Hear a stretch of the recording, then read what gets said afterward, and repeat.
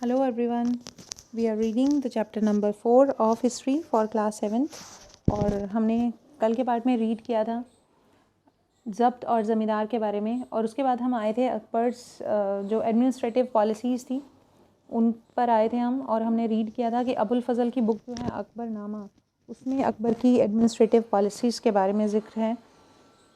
तो आगे हम रीड करेंगे कि किस तरह से अकबर का जो ये सिस्टम है पूरा रिवेन्यू सिस्टम जो चलाया हुआ था। हमने कल पढ़ा कि जो दीवान होते थे वो फाइनेंशियल मिनिस्टर थे और उसके बाद जो है मिलिट्री कमांडर्स जो थे उनको फ़ौजदार बोला जाता था। टाउन पुलिस ऑफिसर्स को कोतवाल बोला जाता था। जो पे मास्टर्स थे मिलिट्री को जो पे देते थे उनको बख्शी बोला जाता था। तो ये सारे के लोग जो सिस्टम में चल रहे थे ये काफ़ी सालों तक तो ठीक ठाक चला, लेकिन उसके बाद जब 17वीं सेंचुरी के एंड तक आते आते कहीं ना कहीं ये सिस्टम वीक पड़ गया था। तो आज के पार्ट में हम यही रीड करेंगे।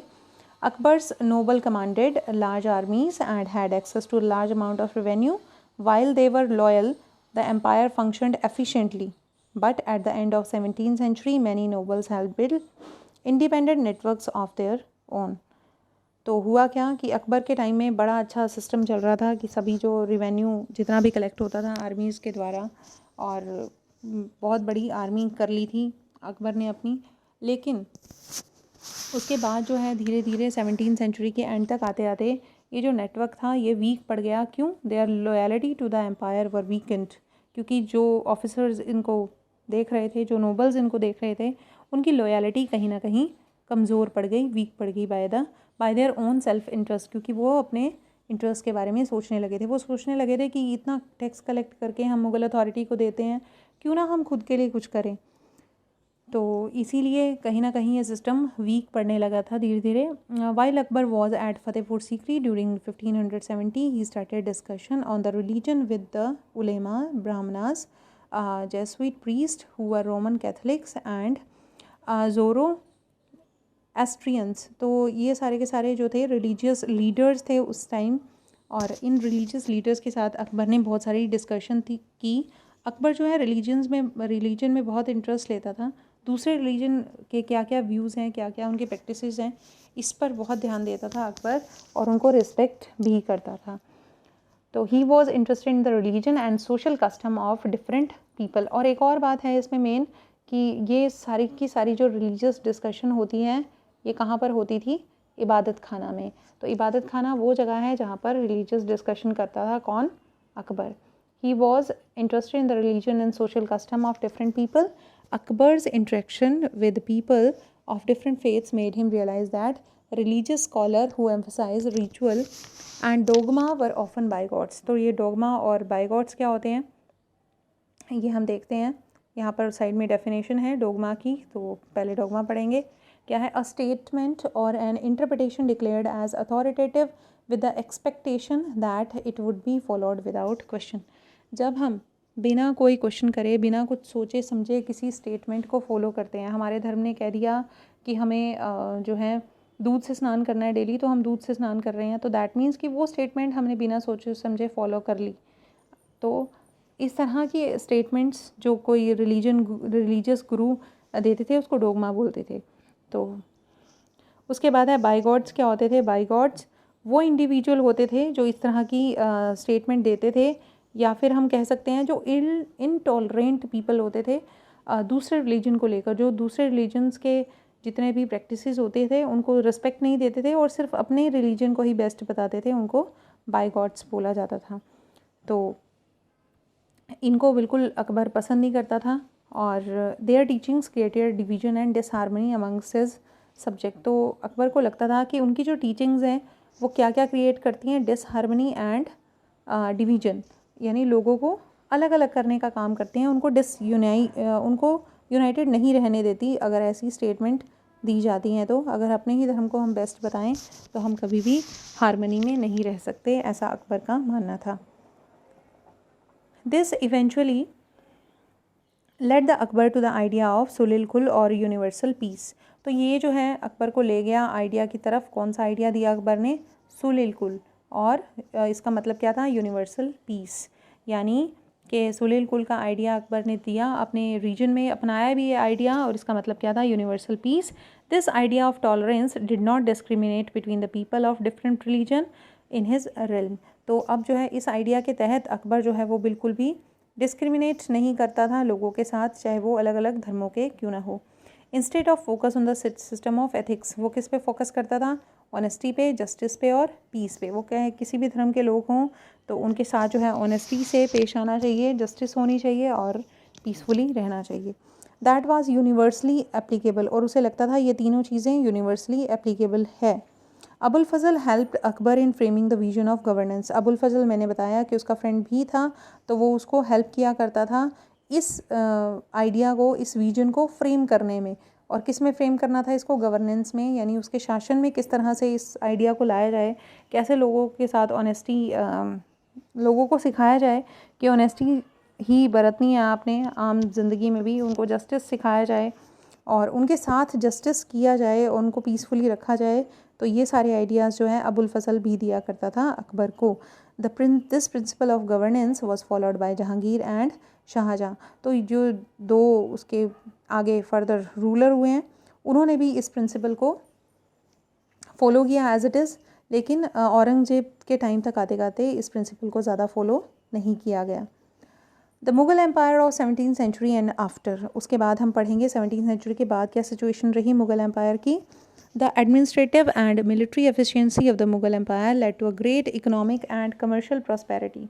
तो हम देख सकते हैं कि बहुत सारा रिवेन्यू इकट्ठा किया, सब कुछ किया, तो मुगल अथॉरिटी में क्या हो गया था, इकोनॉमिक और कमर्शियल प्रॉस्पेरिटी आ गई थी, यानी उनकी इकोनॉमी भी प्रॉस्पर कर रही थी, उनकी कमर्शियल जो उनका ट्रेड था, उनका व्यापार था, वो भी प्रॉस्पर कर रहा था बहुत ज़्यादा।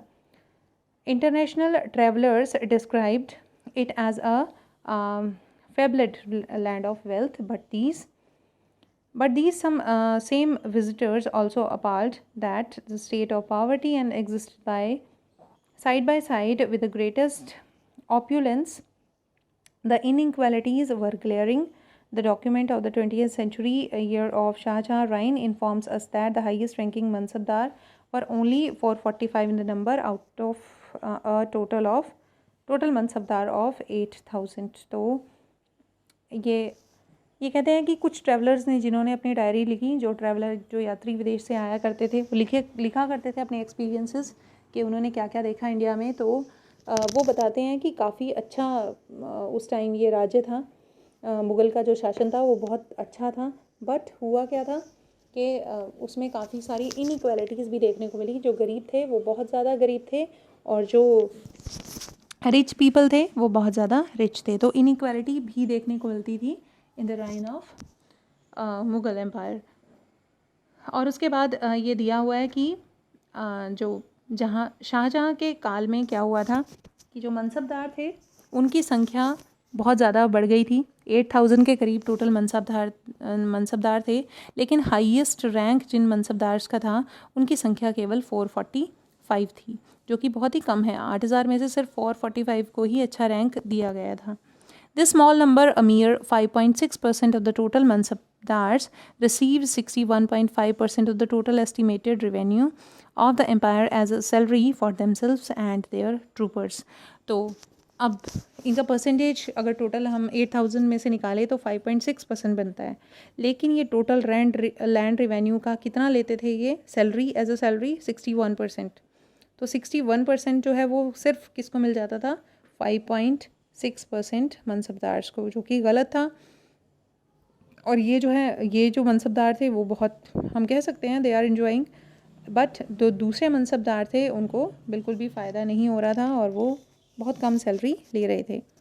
The Mughal emperors and their mansabdars spent great deal of their income on salaries and goods.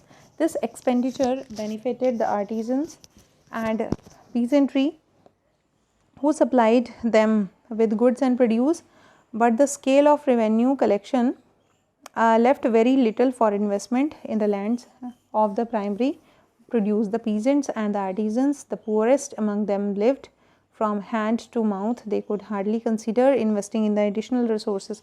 तो अब हो क्या रहा था, सिर्फ अपनी अपनी पड़ी थी सबको, और सब जो हैं अपना प्रॉफिट देख रहे थे, लेकिन जो गरीब थे बेचारे आर्टिजन्स थे या पीजेंट्स थे, उनकी हालत सुधारने के बारे में कोई भी सोच नहीं रहा था। Tools and supply to increase the productivity, ना कोई उनको टूल्स दे रहा था, ना कोई उनको कुछ और दे रहा था कि जिससे वो अपनी प्रोडक्टिविटी को इम्प्रूव कर पाते, ऐसा कुछ नहीं हो रहा था। The wealthier peasantry and the artisan group, the merchant and the banker profited in the economic world.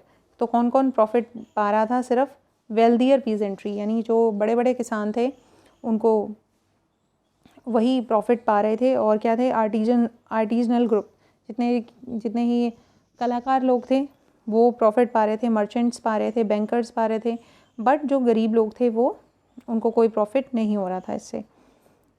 The enormous wealth and resources commanded by the Mughal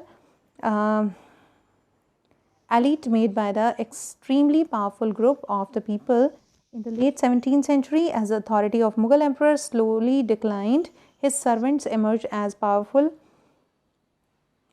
centers of power in the regions. They constituted new dynasties and held command to provinces like Hyderabad and Awadh. अब हुआ क्या? हैदराबाद और अवध जैसी provinces में जो जितने भी servants थे वो ज़्यादा पावरफुल होने लगे और उन्होंने इनको अपने अंडर ले लिया। They continue to recognize the Mughal emperor in Delhi as their master. तो अब जो है अवध और हैदराबाद में उनको सेम ऐसे ही रिस्पेक्ट मिलने लगी जैसे कि मुगल एम्पर को मिलती थी दिल्ली में। By the 18th century the provinces of the empire has consolidated their independent political identities. तो हुआ क्या? हैदराबाद और अवध अलग राज्य बन गए 18th century तक। We will read more about them in chapter 10। तो आगे हम नेक्स्ट चैप्टर में ज़रूर चैप्टर 10 में पढ़ेंगे कि किस तरह से जो ये अवध है, बंगाल है, किस तरह से एक अलग राज्य बन गए। तो टिल देन बाय बाय, और होपफुली आपको ये चैप्टर अच्छे से समझ आया होगा। तो इसी के साथ ये चैप्टर जो है यहीं पे फिनिश होता है। Thank you very much for listening me.